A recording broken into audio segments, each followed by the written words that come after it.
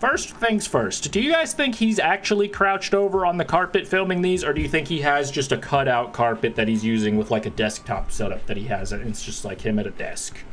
Because I could see that pretty easily, and that's, you know, it's movie magic, but ain't no way he's crouched over all hobbled like Scott.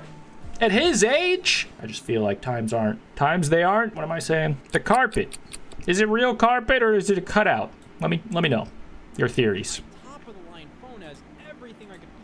One, except for a square button. Oh, but this video is about the PlayStation phone. Apparently, fucking Sony made a phone at one point. Let's see Scott put it in his stash. And Crash Bandicoot. Oh, yes! This is one of the most interesting elements of PlayStation history. And it barely even mattered in the grand scheme of things. This is the Sony Xperia Play. I guess we could solve the mystery. Let me see that reflection there, homeboy. I gotta see how close you are to the ceiling perimeter. And therefore I can tell how airborne you are, and that's just by the altitude. And then I will have geoguessed your location using reverse engineering. There you are, Scott. Does it look like he's sitting crisscross applesauce? Or in a chair?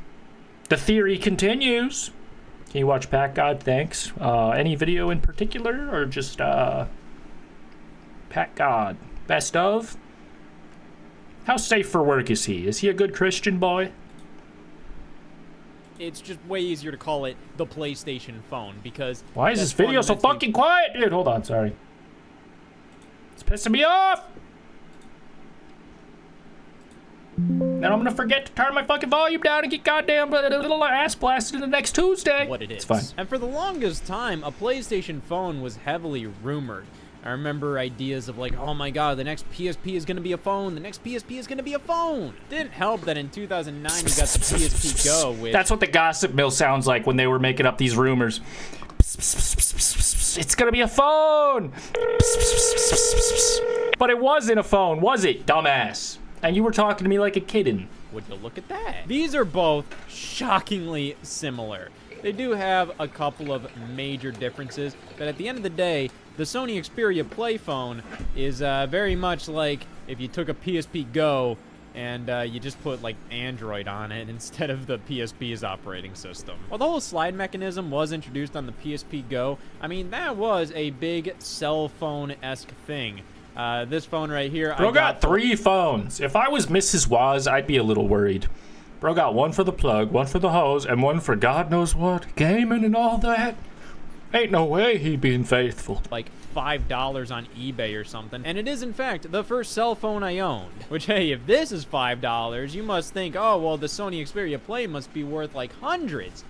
No. I mean, it's more expensive than other obsolete smartphones, but every eBay listing I can find is well under $100. That's the thing. If you want a cheap, like, camera or just like an emulation device or something, for sure, go for an older smartphone. Yeah, a lot of them... No. The screen looks like it's 360p, dimly lit. Not up to my goddamn eye needs, to be honest. My old age can't even read what time it is on that thing, which is the wrong time. So no, I don't think I will. May not work properly. Also, iPhones have emulators now, so get with the time, Scott. We'll get into that. This thing is stash up your knowledge hole, hippie. The box. But nobody wants a smartphone from like 5+ years ago. Listen, me and Scott got a one-sided beef, okay? He made the video about mobile gamers being fake gamers that one time. At least that's what I remember him saying. So, hey, there you go. There's my fun fact of the day. You can get like an iPhone 5 for like $20. It's one of the only things that has not risen in price. Obsolete smartphones. And thank God the Sony Xperia Play is as cheap as it is, because this is like one of the most obscure parts of PlayStation history. Yeah, I think a lot of people know about this, but barely anybody actually had one. So why is that? Well, this smartphone released in 2011. This was right before, like, the iPhone 4S launched. And I remember using the iPhone 4. So after the 4 launched, which means iPhones were already taken over, and the PSP phone was no longer needed in the market, brother. Especially if it was just a weird fucking gamer Android phone. What the hell? What the helly? Yes, my dad had one, and that was and his dad had one. Humble flex. iPhone in my family. So I remember that, and I also had an iPhone 4. That was my first iPhone. So, you know, I generally know, like, hey, what the iPhones were working like back then. And I gotta say, this is a pretty shitty phone. This is a problem I see all the time with these gimmick smartphones. They try to sell you on one thing in particular. With this, it's the fact that you can slide it up and you have PlayStation controls. Other than that, as a phone, it is so damn mediocre. I mean, I'll hand this to it. With the Verizon tramp stamp in the middle of the phone? The smartphone, it still runs pretty damn smoothly. But design-wise, it's not the hottest looker. It is a pretty chunky smartphone for 2011. Now, I wish you wouldn't talk like that to the technology. Please don't objectify it. That's rude. It's definitely because of the slide mechanism, so I won't dwell on that too much. But you look at the specs of this, and it is very mid-range for 2011. It's not played Assassin's Creed on a Nokia 2700. That's crazy. Hell yeah. Horrible, but it's also, for the price you're paying, you kind of expect a little better performance. I mean, the camera on here... It's not amazing, but we don't give a damn about the specs of the phone. We want to talk about the gaming elements. You know, this is a gamer's phone, and that's something that's been pushed for a while. I mean, look back to the Nokia N-Gage. That was a dedicated game console mixed with a cell phone. You know, it was a real trailblazer for the time. It was also god-awful. The N-Gage wasn't a very functional... Yeah, you can keep that trail. ...device. I mean, just the fact that you had to remove the battery from the back in order to change the game cards tells you all right there. It was not a super well-thought-out device. I mean, even the screen orientation being vertical, and most of the games that released for it were ports of Game Boy Advance games. So you have a game like Sonic Advance running on the N-Gage, and it's unplayable. You can't see where you're going. That screen isn't wide enough. Bro, what is this TikTok crap? What is this shit? It's impressive for sure. I mean, the original Tomb Raider from There's so many PlayStation 1 was buttons. ported to the N-Gage. And in the early 2000s, that was genuinely incredible. But it made things pretty obvious that customers didn't want this half-and-half bullshit. You know, oh, it's not a great phone, it's not a great video game handheld, but together, it creates... oh, you played that Sonic game? That's crazy. Pretty lame-ass product that has some cool elements. So you got money, huh? For sure, but overall, it is very much a jack-of-all-trades, master of none. A little shocking that they didn't theme it around PlayStation more. You know, instead they opted to go for the Sony Ericsson. Actually, I don't know how much this would compare to like an iPhone. I just honestly never even knew this was an option, I suppose. Xperia branding. Mom, can I get the Sony PS4 is kind of phone? willing to put the PlayStation brand in places that aren't necessarily PlayStation oriented. I mean, you have the PlayStation 3D display, you have the PlayStation Theater, and then you have the PlayStation phone that's not called the PlayStation phone. I mean, mobile phone support just Imagine you go to the PlayStation Theater and they just play the Ratchet and Clank movie on repeat. Are there any other PlayStation movies? PlayStation movies. I watched the Ratchet and Clank one and it was pretty disappointing. I think it's actually free on YouTube currently, so if you've ever thought about watching it and haven't played the game, because it is kind of just the game cutscenes, I think. PlayStation Productions is adapting popular PlayStation video games into live action movies and TV shows. Until Dawn, 2025, I guess they are still doing it. That sounds like a game.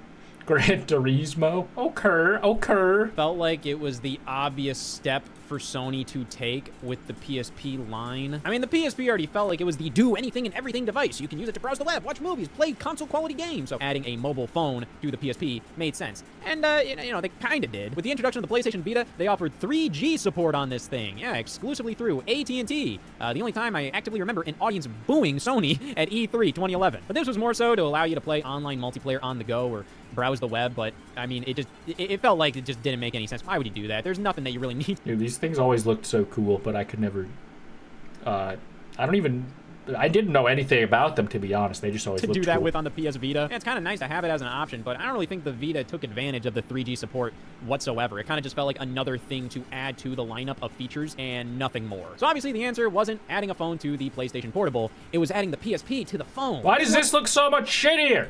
A year before the Vita released, and a couple months after the Vita was announced as the next generation portable, the NGP, and it felt like a bit more of like a low-key, just kind of test run product. Didn't really feel like Sony super believed in it. Kind of just Let's see if this works. I mean, Sony is a company that does that, where they're just gonna throw everything at the wall. They don't give a damn. So this launched in the spring of 2011, and in my research for talking about the Sony Xperia Play, I found message board topics from people in the fall of 2011 saying that downloads aren't working anymore, and the Xperia Play is pretty much dead. So let me tell you my experience with this thing. I haven't really actually turned it on and tried it out until very recently. And you know what's a big problem with this device? It only comes with 400 megabytes of storage on board. That's pitiful. A lot. It's not like this was a standard back then. I mean, the iPhone 4 launched at like, what, 16 gigabytes? To be fair, you can't expand on the iPhone Bro, let me get the 8 gigabyte iPhone, they please. skipped out on the storage of the Xperia Play. I could download nothing. I could download nothing.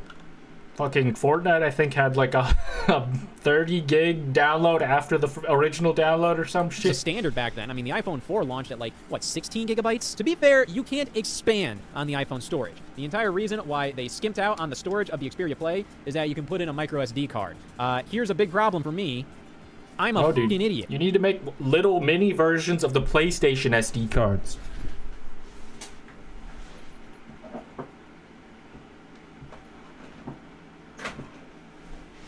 They should have made little tiny versions of these bad boys. The freaking... How many megabytes is that? 8? That would hold a game or two. This is so dusty. But yeah. Put that in your sim and smoke it.